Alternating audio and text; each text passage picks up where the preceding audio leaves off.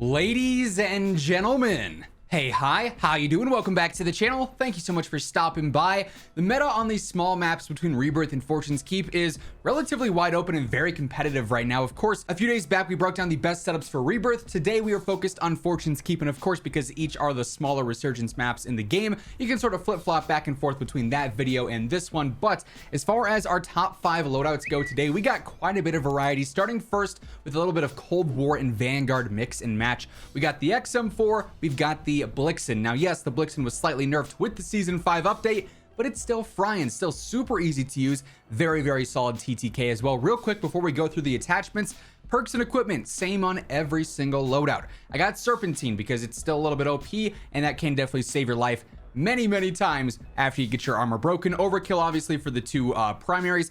Combat Scout, because unfortunately that is the meta. We got the Throwing Knife for the insta finishes, especially good on Fortune's Keep and obviously Rebirth as well. And also Snapshots just to get that enemy position, also a little bit overpowered and broken. Now, first up for the XM4, standard Cold War rifle, right? Great TTK, great range, relatively easy to use. It's just nice to be able to have a super competitive rifle that's not a Vanguard, no recoil laser beam, right? So here, of course, we all know the setups by now for Cold War guns. We got the Agency Suppressor, we got the Task Force barrel, the Field Agent grip, the 45 round mag. You could also go for the 60 round though if you wanted to as well. Then finally, the 3x optic on there. I usually like to go ahead and throw on a reticle. Precision's pretty solid, just a base one for using the 3x enough. So that's pretty solid. That all sort of comes down to personal preference though, but XM4, no surprises here.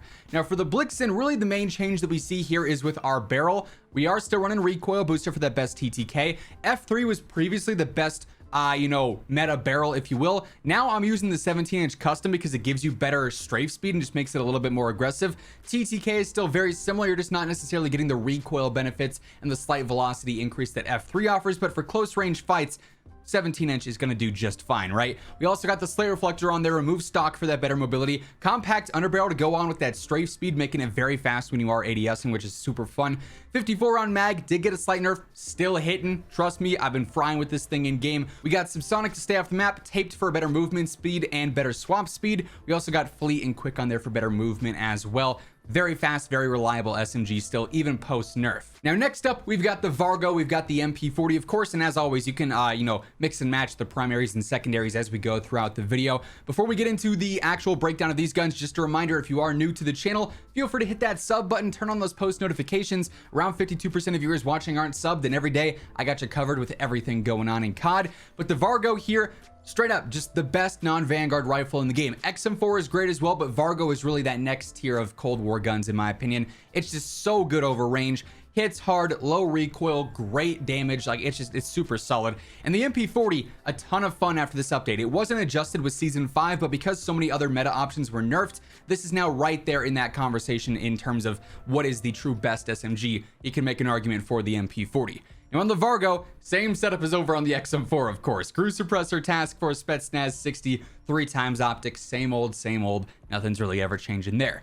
For the MP40 here, we got a nice balance of movement and also consistency. Recoil booster and the short barrel is going to make this nice and aggressive and also give it a very solid TTK. Basic red dot here is my personal preference. Folding stock for that better sprint to fire and better movement speed. Keep in mind, you don't want to be using removed here because that's not going to give you a better sprint to fire. We got skeletal underbarrel on there for the better movement and the faster ADS. Gorenko 45 is going to make it super easy to shoot and give it a very solid TTK. Subsonic yet again, taped yet again, Perfectionist for the slightly better control, and then finally we got Quick on there once more. Next up, we've got another very fun one, the Tundra and the Volk combination. Obviously, the Volk is a fantastic mid-range rifle, perfect for sniper support, and the Tundra just got a very nice buff with Season 5 that makes it a little bit more aggressive, gives it that one-shot range that's a little bit longer than before, and all around it's going to be perfect for these smaller maps because of so many fights being within that one-shot range as is.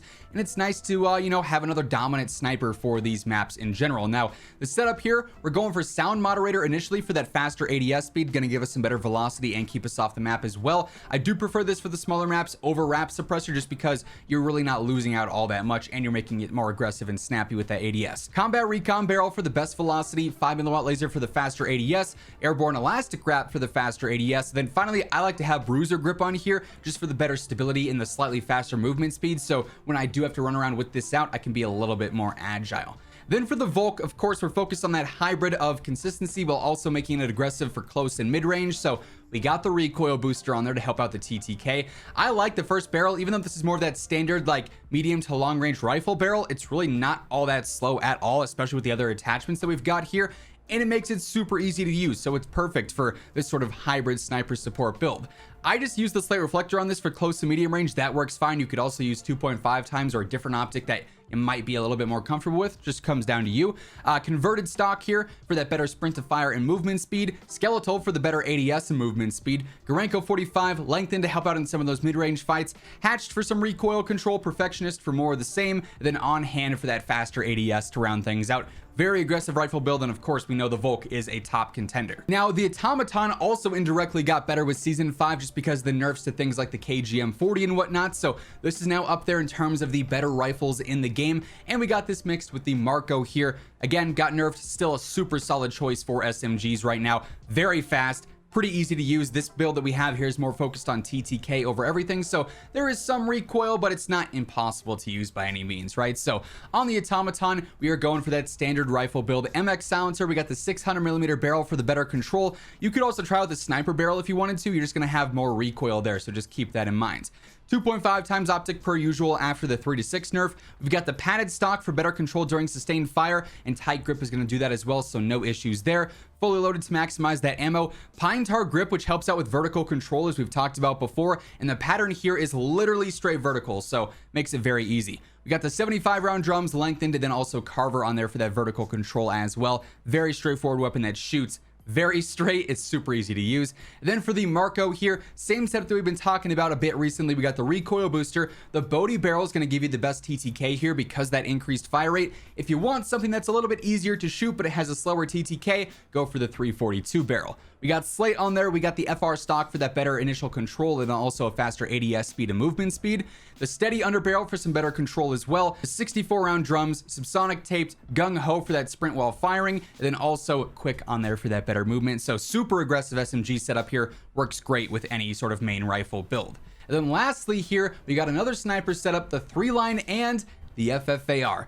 This is not the greatest weapon for Caldera, but on the smaller maps, Fortune's Keep and Rebirth, the FFAR can hold its own from medium range. It's going to dominate there, honestly. Its TTK is very impressive, right up there with some of the other meta Vanguard mid-range weapons, honestly. And the 3-line, as we've talked about numerous times, is a top-tier sniper, can one-shot at any range, and it's relatively aggressive as well. Here we got the Mercury silencer. Doesn't hurt your ADS, but keeps you off the map and gives you some better velo. We got the 514 barrel for a better ADS and better velocity as well. I like the base sniper scope. If you like something better than that, feel free to throw that on. MZ stock here is going to give you a faster ADS as well. Skeletal will do more of the same. 20 round mags here for that better damage and velocity once more. Lengthen for better velocity. Fabric for the better ADS speed. We got silent focus to help out with stability, and on hand for a better ADS speed as well. So obviously it's going to be a very fast ADS sniper that can also one shot. It's super convenient and works well in basically any range that you'd be using a sniper in. Then for the FFAR, we're going for a sniper support build, so we're using the basic suppressor on here. You really don't need agency for mid-range. It's gonna slow you down too much. Suppressor, the standard one, gives you that nice fast ADS and sprint to fire. We got task force on there for that better control, velocity, and whatnot. We got field agent grip just to help out with some control as well. The 50 round mag. And then finally, I like to use the Tiger Team Spotlight. That'll increase the movement on here a little bit and make it more competitive for some of those close and medium range fights. Very, very fun setup. And let's be honest, the FFAR meta was one of the more fun metas that we've had. Y'all remember the FFAR and AUG double rifle meta? That was something else. This, not as broken as that, but still a ton of fun to use.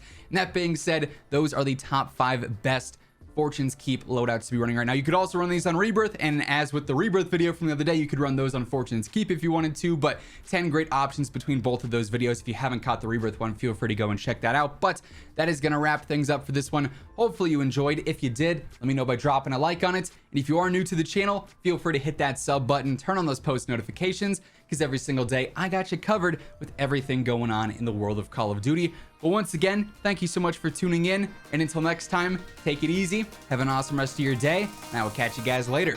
Peace out.